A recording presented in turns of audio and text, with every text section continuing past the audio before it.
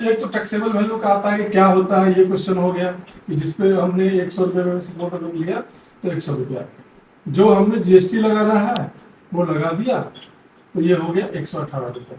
तो ये क्या है, इनवाइस वैल्यू, इनवाइस वैल्यू जो कि पे करना, ठीक है।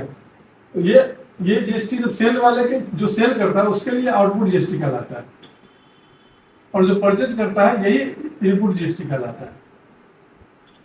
अब उसको जितना में बेचना है, B2B के केस में ही मिलता है जीएसटी सामने वाले को।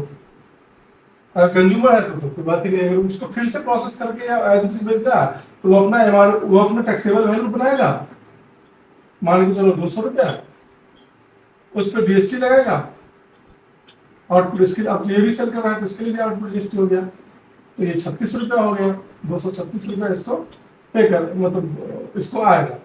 तो इसकी जो लाइबिलिटी है, आउटपुट जो जीएसटी लाइबिलिटी है, ये लाइबिलिटी है इसके लिए भी ये लाइबिलिटी है, ये लाइबिलिटी हो गया 36 रुपया,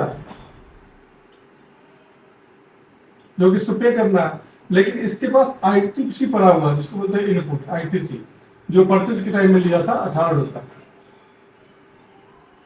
इसको गवर्नमेंट को जो चलान करना है फिर 18 रुपया ही करना है।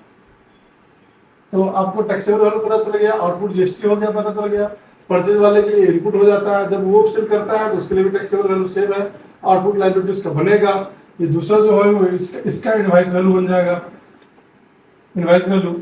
अब जब ये तो सेल हो गया, बात खत्म हो गई, पैसे आ गए, अब गवर्नमेंट को तो रिटर्न फाइल करने के टाइम में पे करना है, वो 36 में से जो है इसके परचेज पे किया था वो माइनस करके 18 रुपया इसको गवर्नमेंट को पे करना है। तो taxable value, output GST, input GST, ठीक है, गवर्नमेंट को कितना पे करना है ये कंसेप्ट सिंपली हमने बता दिया है।